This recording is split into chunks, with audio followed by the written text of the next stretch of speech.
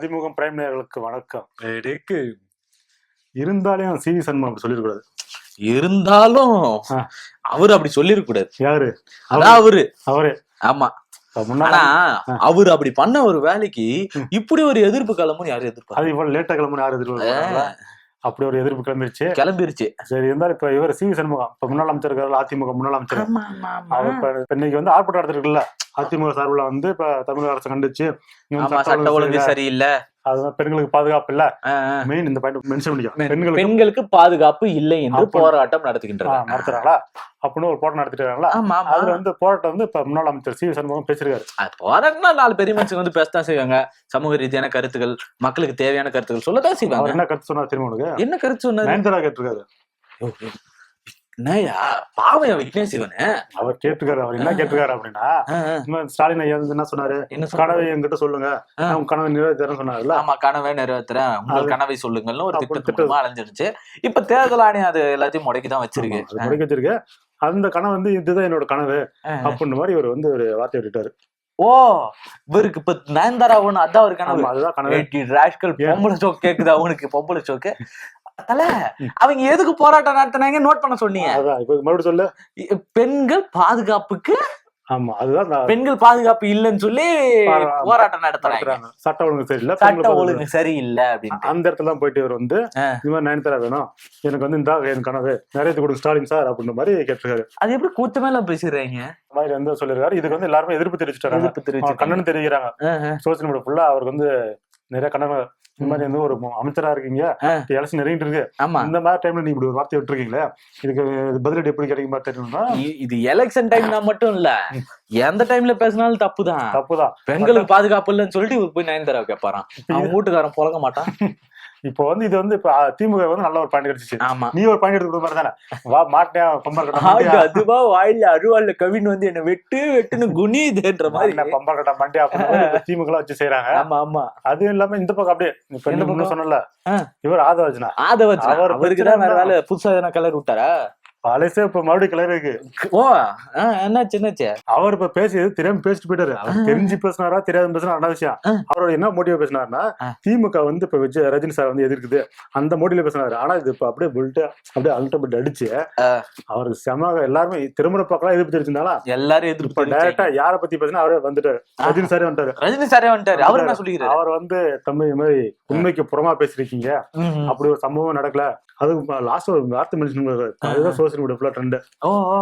காலம் வந்து பேசாது, காத்திருந்து பதில் சொல்லும் அப்படின்னு. ஏன்னா அது மட்டும் இல்ல, அவரு யாரெல்லாம் அவருக்கு ஆதரவா பேசியிருந்தாங்களோ, அமீர் திரையுலகில் அமீர் தொடர்ந்து இந்த பக்கம் நயினார் நாகேந்திரன், அவங்க எல்லாருக்குமே வந்து ஒரு பெரிய நன்றிகளை சொல்லிட்டு அதுக்கப்புறம் காலம் பேசாது பதில் தான் சொல்லும், காத்திருந்து பதில் சொல்லும். இந்த டேக் லைன் வந்து ரஜினி சார் பிடிச்சிட்டாங்க. ஓகே, தலைவர் இதுதான் சொல்ல வராரு, எங்களோட பதில் இனிமேல் தெரியும் பாரு அப்படின்ற மாதிரி அந்த டேக் லைன் மென்ஷன் பண்ணிட்டாங்க. அவர் ஏன் விட்டு விலகி போனாரு அதெல்லாம் தெரிஞ்சிருந்தா வரலாறு தெரியாம தம்பி பேசாதீங்க அப்படின்றது திரும்ப மென்ஷன் பண்ணிக்கிறாரு. இப்ப மறுபடியும் இந்த பிரச்சனை வந்து போதாரமா கிளம்பி இருக்குது. இனிமேல் நான் விடுறதா இல்ல, ஆதவர்ஜனா விடுறதா இல்ல. ரஜினி சார் அரசியல் வந்து இப்ப ஒரு பக்கம் வெட்டி வந்து கிளம்பிட்டாங்க சொல்லிட்டாரு. இனிமேல் விட மாட்டாங்க. எனக்கு தெரிஞ்சு 234 தொகுதியிலயும் இவங்களுக்கு ஓட்டு போடக்கூடாதுன்னு பிரச்சாரம் பண்ணுவாங்க போல. ரஜினி ரசிகர்கள் தீர்மானம் போட்டு இருப்பாங்க. அவர் வந்து கொஞ்சம் வாய் அடைக்க வச்சிருந்தா இந்த பிரச்சனை வந்திருக்காரு. எனக்கு என்ன ஒண்ணு கொஸ்டின், இப்ப ஏன் விஜய் சார் வந்து இன்னும் கண்ண வந்துருக்கிறார்? இப்ப வந்து ஆதவ பேசிருக்காருல்ல, அவர் வந்து ஒரு ஏதோ ஒரு கூப்பிட்டு கண்டிஷனுமா இல்லையா இப்படி பேசிருக்கா, இப்ப நமக்கு தேவையில்ல சீனியர் ஆக்டர் நீங்க இப்படி பேசக்கூடாதுல அப்படின்னு இவர் சொல்லியிருந்தா வச்சியா, அது இவருக்கு இன்னும் கூடுதல் பலமா இருந்தது. ஓகே, விஜய் சார் வந்து நிறைய இடத்துல பேசாம விட்டுறதுனா அதுதான் பிரச்சனை. அவரு பெரிய பேக் ஃபயரா மாறுறது. நீங்க எந்த இடத்துல பேசணுமோ அங்க பேசணும். அதை விட்டுட்டு எல்லா இடத்துலயும் போய் ஸ்டாலின் சார் அப்படின்னு அதை மட்டும் பேசக்கூடாது. இந்த வார்த்தையை விட்டுருணும். அந்த மாதிரி இந்த கட்சி சார்பா வந்து பேசினவர் வந்து தவறா ஒரு வார்த்தை விட்டுட்டாரு, மன்னிப்பு கேட்ட மாதிரி ஒரு வார்த்தை விட்டுருந்தாங்கன்னா, இப்ப வந்து ரஜினி சார் கிட்ட அவர் ரசிகராக கிட்ட ஓகே அவரை வந்து இறங்கி வந்து ஒரு வார்த்தை விட்டுருக்காரு, நாம வந்து அவர் மன்னிச்சு விட்டுருவோம் அப்படின்னு வந்து அவங்களும் இன்னும் கொஞ்சம் இது பண்ணிருக்காங்க, முன்னாடிக்கு வருவாங்க. ஆனா பட் ஆனா இவங்களும் வந்து பின்வாங்கனால அதனால இந்த ரஜினி சார் வந்து இப்ப இறங்கிட்டாரு. அவர் இறங்கி களத்துல இறங்கிட்டாரு. இப்ப அவரு சீரியஸா அவர் என்ன அப்படியே போட்டாருன்றத இந்த சைட்ல போடுறான் பார்த்து தெரிஞ்சுக்குங்க. அது மாதிரி போயிட்டு இருக்குது. அது ஒரு பக்கம். இன்னொரு பக்கம் இது மறந்துட்டு பத்தியா, இப்ப விஜய் சார் எங்க போட்டி போடுறான்னு தெரியுமா உனக்கு? ஆமா, எலெக்ஷன் நெருங்கிச்சு. அறிவிச்சு எல்லாரும் வேட்புமனு எல்லாம் தாக்கல் செய்ய போயிடுவாங்க. தாண்டி போயிட்டாங்க. விஜய் எங்க போட்டி போட போறாரு, அதுதான் பெரிய அதுவும் விஜய் போட்டி போடுறது இருக்குல்ல, அதுதான் எல்லாரோட எதிர்பார்ப்பும் இருக்குது. எனக்கு வந்து விஜயோடைய அந்த இது இருக்குல்ல, அவர் எங்க போட்டி போட போறாரு, யார் எங்கெல்லாம் ஓட்டு வரப்போகுது, எவ்வளவு ஓட்டு வாங்க போறாரு, அதெல்லாம் பெரிய இது இருக்குது. எனக்கு வந்து அது இந்த மனு தாக்கல் பண்றதுக்கே சைக்கிள்லயே போவாரா அப்படின்ற பெரிய சந்தேகம். ஆமா சரி, எனக்கு கார்ல போய் பல பேர் காலி பண்ணிட்டாரு. சைக்கிள்ல வந்தாருன்னா முடிஞ்சிடும். எங்க போட்டி போடுறாரு, அவரை போட்டி பார்த்தா கூட நீ அவர் சொல்லி அவரோட நான் இப்ப வந்து எனக்கு அவருமே எனக்கு புஷி ஆனந்த் தான். புஷி ஆனந்த் எனக்கு ஆதவ அர்ஜுனா, எவ்வளவு ஆதவ அர்ஜுனா எனக்கு வந்து புஷி ஆனந்த் எங்க போட்டி போடுறாருன்னு தெரிஞ்சு ஆர்வமானது. எப்படியும் ஒரு வழியா வந்து டி நகர்ல தான் போட்டி போடுறாரு. புஷி ஆனந்த் டி நகர்ல. ஆமா, தலைவன் தெளிவா என்ன பிளான் பண்ணிருக்கான் பாருங்க. கூட்டமான ஒரு இடம், பாண்டிச்சேரியில எப்படி ஒரு கடை போட்டோமோ அதே மாதிரி பாண்டி பஜார்ல ஒரு கடை போட்டுடலாம், சுத்தி சுத்தி அவர் கடையில தான் இருக்காரு. அப்படி ஒரு பிளான் பண்ணி தான் அவர் அந்த இடத்துல புடிச்சுட்டு இருக்கிறாரு. மெயின் ரோட்ல கடையை வளைச்சு போடலாம். சரி பேரு ஆதவ அர்ஜுனா அங்க போறாரு. ஆதவ அர்ஜுனா நம்ம வில்லிவாக்கம். அங்க போயிட்டாரா? ஆமா, வில்லிவாக்கத்துல போய் என்ன பண்ண போறாரு மேபி இருக்கலாம். அவர் அங்க போயிருக்காரு. அங்க ஒரு கண்ணாடி பாலம் கட்டினாங்க இல்லையா சமீபத்துல, அப்ப அங்க நின்னு அவர் லாட்டரி விற்க போறாரு. அதுக்குதான் அவரு அங்க போட்டிருக்காரு. இதுல நம்ம வில்லிவாக்கத்துல இது ஒரு பக்கம் சொல்லிட்டோம், தோத்தாலும் சக்சஸ் தான் அவங்களுக்கு. எப்படி ஒரு கடையை போடலாம், அங்க போய் ஒரு கடையை போடலாம். அதுக்குதான் அவங்க அதை பாத்துட்டு இருக்காங்க. வில்லிவாக்கத்துல இன்னொரு நம்ம குறிப்பா கவனிக்கணும், இது வரைக்கும் ஒரு இடத்துல கூட ஜெயிக்காத ஒரு ஆளு இருக்காங்க. இது வரைக்கும் எந்த தொகுதிகளையும் போட்டி போட, எந்த தேர்தலையும் போட்டி போடாதவங்க இவங்க. யாரு? ஆதவ அர்ஜுனா இவங்க ஃபர்ஸ்ட் டைம். இது வரைக்கும் எந்த ஒரு தொகுதியிலுமே வெற்றி பெறாதவங்க. 3 எலெக்ஷன் சந்திச்சு ஒரு யாருன்னு தெரிஞ்சிருக்கும் உங்களுக்கு, நம்ம விவசாய சின்னத்தை கொண்டாங்க. அங்க என்ன பண்ணிருக்காருன்னா ஒரு திருநங்கையை வந்து நிறுத்தி இருக்காரு வில்லிவாக்கத்தை. திருநங்கை வேட்பாளருக்கு ஆப்போசிட்டா வந்து ஆதவ அர்ஜுனா நிக்க போறாரா? எனக்கு தெரிஞ்சு இவங்க எதிர்ப்பு எல்லாம் முழுக்க இதுதான். என்னோட கொஸ்டின் என்னன்னா, இப்ப ஒரு சும்மா அந்த ரஜினி சாரே வந்து வம்புகள் வச்சிருக்காரு, அங்க போய் கம்முடுக்க மாட்டாரு, ஏதோ ஒண்ணு பேசுவாங்க. எனக்கு பயமே அதுதான். மொத்தமும் அப்படியே அவருக்கு எதிரா திரும்பி ஏதாச்சும் ஒரு சின்ன வார்த்தை விட்டாங்க, அங்க போட்டிடுறவங்களை எதிர்த்து ரொம்ப கேர்ஃபுல்லா இருக்கணும். தெளிவா பிளான் பண்ணி ஆளு. ஏன்னா இது ஒரு இடத்துல ரிஃப்ளெக்ட் பண்றது தமிழ்நாடு முழுக்க ரிஃப்ளெக்ட் பண்ணிடும். ஏன்னா முதல் முறையா ஒரு திருநங்கை வேட்பாளர்ன்றது வந்து வரவேற்கக்கூடிய ஒண்ணு. இதுல அண்ணா சீமான பாராட்டலாம், எவ்வளவு குறை சொல்லலாம் அவருக்குலாம், பட் இந்த மாதிரி விஷயத்துல பாராட்டலாம். இந்த டைம் வந்து ஆதவ வந்து சில வார்த்தைகள் வந்து பார்த்து யூஸ் பண்ணு கேட்டலாம். ஐயா பார்த்து இருந்துங்க, இல்ல விஜய் தோகிறது காரணம் நீ தான் உன்னைய மாரி மெரின்னு மெரிப்பாங்க, அதனால பார்த்து இருந்தேன்னா. இப்போ வந்து விஜய் சார் எங்க நிக்கிறாரு அப்படின்னா பெரம்பலூர் நிக்கிறாரு. பெரம்பலூர்ல? ஆமா, பெரம்பலூர்லயா? ஆமா. ஓ, பெரம்பலூரா? எங்க பார்த்து பச்சே பாத்தியா, இப்படியே குழப்பத்துல வச்சிருந்தா அவங்க ரசிகர்கள் என்ன பண்ணுவாங்க பாவம். அவங்க என்ன பண்ணுவாங்க? சரி, எங்க கரெக்டா சொல்ல பாப்போம். பெரம்பூர் அது எங்க இருக்கு? அது ரயில்வே ஸ்டேஷன். பெரம்பூர் நீ 1000 சொல்லு தெளிவா, விஜய் அவர்கள் ஜெயிக்கிறதுக்கான வாய்ப்பு மிகவும் கம்மியான ஒண்ணு. ஏன்னா அது 2 வாட்டியும் ஏடிஎம்கேவும் சரி டிஎம்கேவும் சரி ரெண்டுமே ரொம்ப ஸ்ட்ராங்கா இருக்கக்கூடிய ஒரு தொகுதி வந்து பெரம்பூர். சரி, ஓகே, பெரம்பூர் இருந்து ஸ்ட்ராங்கா இருக்கும் சொல்றேன். இதெல்லாம் தெரியாம விஜய் சார் அங்க போட்டி போடுவாரு. இப்ப இதெல்லாம் தெரிஞ்சுதான் அவர் களத்துல இறங்க போறாரு. ஏதோ ஒரு கணக்கோட தானே நிக்கிறாரு. அப்ப ஏதோ ஒரு கணக்கு இருக்கும், ஆனா அதுக்கான வாய்ப்பு ரொம்ப கம்மி. நிறைய பேர் அங்க ரொம்ப ஸ்ட்ராங்கா ரெடியா இருக்காங்க, விஜய்க்கு எதிரான வேலை பாக்குறேன் பாரு அப்படின்னு சொல்லி ஸ்டார்ட் பண்ணிட்டாங்க. அதுவும் இல்லாம பெரம்பூர்ல நிக்கிறாருன்றத வரவேற்கிறோம். வெற்றி பெற்றால் சந்தோஷம் தான். கண்டிப்பா விஜய் அவர்கள் வெற்றி பெற்றுவாரு. அதுக்கான வாய்ப்புகள் அதிகமா இருக்கு. தேர்தல் கணக்கு எப்படி இருக்கு பாப்போம். ஆமா, ரொம்ப படிப்படியா வந்து வேட்பாளர்களை வந்து அறிவிச்சுக்கிட்டே வர்றாரு. இது வந்து முதல் கட்ட தகவல், அது வந்து உறுதிப்படுத்தப்படல. 2ஆம் கட்ட தகவலா அது வந்திருக்கு. இது ஒன்னும் உறுதிப்படுத்தப்படல, இன்னும் உறுதிப்படுத்தப்படல. தகவல்கள் தான் வந்திருக்கு, பாப்போம் என்னன்ட்டு. இதுல இன்னொரு மேட்டர் என்னப்பா, தேர்தல் என்ன சொல்லிருக்கு, 50,000 மேல காசு இருக்குன்னா புடிச்சுப்போம், பரிசு பொருள் எதுவும் கூடாது. ஆமா, இதெல்லாம் அதே மாரி இப்ப தாவக கட்சிக்காரரு ஒரு சில வந்து விசில் எடுத்துட்டு போறது, கிஃப்ட் பாக்ஸ் எடுத்து போறது, அந்த மஞ்சள் பை ஃபுல்லா எடுத்து வைக்கிறாங்க, 4-5 பை சாத்தா எடுத்து போறது, இது மாதிரி எடுத்து போயிட்டு எல்லாம் மாட்டினாங்க. எப்படி?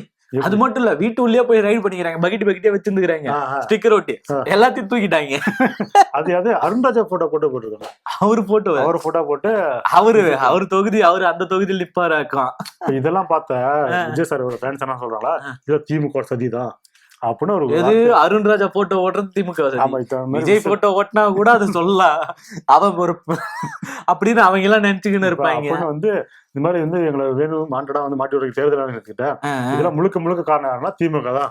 நாங்க இது மாதிரிலாம் பண்ண மாட்டோம், நாங்க கிஃப்ட்லாம் கொடுக்க மாட்டோம் அப்படின்ற மாதிரி எல்லாம் திமுக பக்கத்தை விட்டாங்க. தேர்தல் எனக்கு கம்முன்னு இருக்குமா, நீ யார வந்துக்கோ வந்து போய்க்கோ, எனக்கு அதான் தெரியாது, அதெல்லாம் தெரியாது, காசு எடுத்து வந்தா பிடிச்சிக்க அப்படின்னு புள்ள தூக்கி போட்டாங்க. யார் சரியா என்ன ஒன்னா இருக்கட்டும்பா, காசு எடுத்துன்னு வந்தா புடிச்சுக்கிட்டேன், அவ்வளவுதான். விசிறுத்தண்ண முடிஞ்சு அவங்க டென்ஷன் ஆயிட்டாங்க. அதுக்கு அவங்கதான் காரணம், அதுக்கு அவங்கதான் காரணம். அது மாதிரி அவங்க எதுக்கு எடுத்தாலும் அவங்கதான் காரணம் சொல்லிட்டுறாங்க. ஆமா, இன்னொரு சொல்லிதான் முடியாது. ஆனா இதெல்லாம் சொன்னவங்க வந்து இப்ப ஆதவர்ஜுன் இப்படி பேசினார்ல, அது முடியாது, சொல்லவே இல்ல, அதெல்லாம் சொல்ல மாட்டாங்க.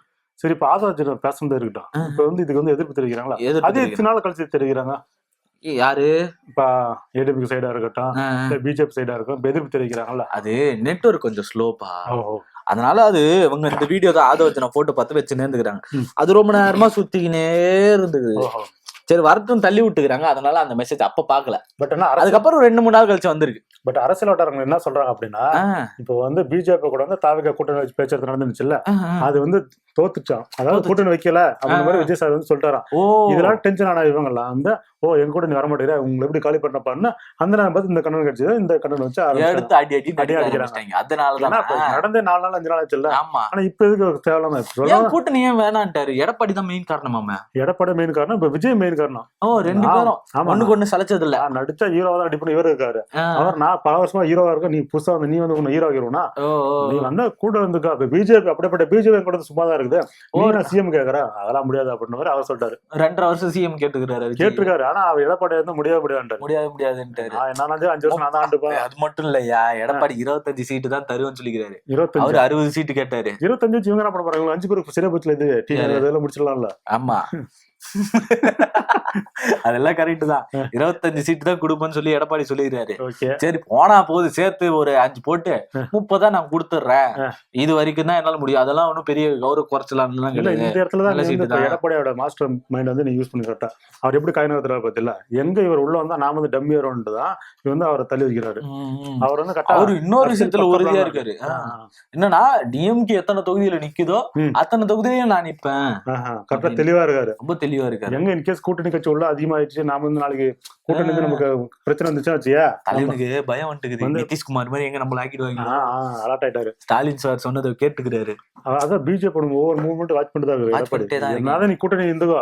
பட் இவங்க என்ன பண்றாங்கன்னா, இந்த கூட்டணி நெருக்கடி கொடுக்கறதுனால இவருடைய அந்த 2021 சொத்து எல்லாம் மறைச்ச அந்த வழக்கு இருக்குல்ல, அது ஹைகோர்ட்டுக்கு போச்சுல்ல, அது அப்படியே சுப்ரீம் கோர்ட்டுக்கு மாத்தி விட்டாங்களா. இப்ப அதை பிடிச்சி கிளறுனுங்கிறாங்க. ஏப்ரல் 14ஆம் தேதி வாய்தா வருது. ஓகே போடு, இந்த பக்கம் அவங்க அந்த பக்கம். அது மட்டும் இல்ல, இந்த தேர்தல் பத்திரத்துல அதுல சிலது மறைச்சாருல தகவல்களை, அந்த தகவலோட கேஸையும் கிளறி விட்டுங்கிறாங்களா. ஏதாச்சும் பண்ணி படிய வைக்கணும்னு பாக்குறது பிஜேபியோட வேலையா இருக்குது. ஆனா இவர் வந்து நல்லா ஸ்ட்ராங்கா தான் இருக்காரு. நீ என்ன பண்ணிக்க, நான் வந்து இப்படியா பண்ணுவேன் அப்படின்ற மாதிரி சொல்லிட்டாரு. ரொம்ப தெளிவா. கூட்டணி வைக்கிற ஓகே, பட் ஆனா நான் சொல்லதான் நீங்க கேட்கணும் அப்படின்ற மாதிரி தலைமையிலதான் கூட்டணின்றதுல அவரு ஸ்ட்ராங்கா இருக்காரு. ஆனா அவரே போய் அமித்ஷா கிட்ட அட்வைஸ் கேட்டு வருவாரு. அட்வைஸ் கேட்டு வரதுனா எதுக்குன்னா, இதுக்குதான் எங்க நம்ம அவங்களோட பிளான் எல்லாம் தெரிஞ்சுக்கலாம், அதுக்கேற்ற நம்ம மூவ் பண்ணலாம் அப்படின்னு மாதிரி ஒரு பிளான் விட்டுருக்காரு. Master plan. அதுக்கடுத்து என்னன்னு பார்ப்போம். இப்ப வந்து இப்ப இந்த பக்கம் திமுக பக்கம் வந்துச்சியா, அவங்க வந்து தேர்தல் வேலை வந்து ஸ்டார்ட் பண்ணிட்டாங்க. விருப்பம் மனு கொடுத்தாங்களா, வீட்டுல வந்து எல்லாரும் நேர்காணல் நடத்திட்டாரு ஸ்டாலின் ஐயா. என்னப்பா உங்க நிலவரம் எப்படி, உன்னால ஜெயிக்க முடியுமா அப்படின்ற மாதிரி கேள்வி கேட்டு ஓகேனா சொல்லு அப்படின்ற மாதிரி அவரும் மும்முரம் இறங்கிட்டாங்க திமுக. சூப்பர் சூப்பர், தீவிரமா இறங்கிட்டாங்க. இதெல்லாம் ஓகே. ஆனா 200 தொகுதி டார்கெட் வச்சிருக்காங்களா, ஜெயிச்சிருவாங்களா? அதுதான் இப்ப பிரச்சனை. ஜெயிக்கிறாங்க வாய்ப்பு இருக்கு. பட் ஆனா அது எப்படி எதிர்கொள்றாங்க? நீ சொன்னலப்ப எடப்பாடி ஐயா வந்து என்ன சொல்றாரு, அவங்க எங்க நிக்கிறாங்களோ அதுக்கு ஏத்தமா நான் நிக்கணும்னு சொல்லிருக்காரு. அது இவங்க எப்படி பீட் பண்ண போறாங்க?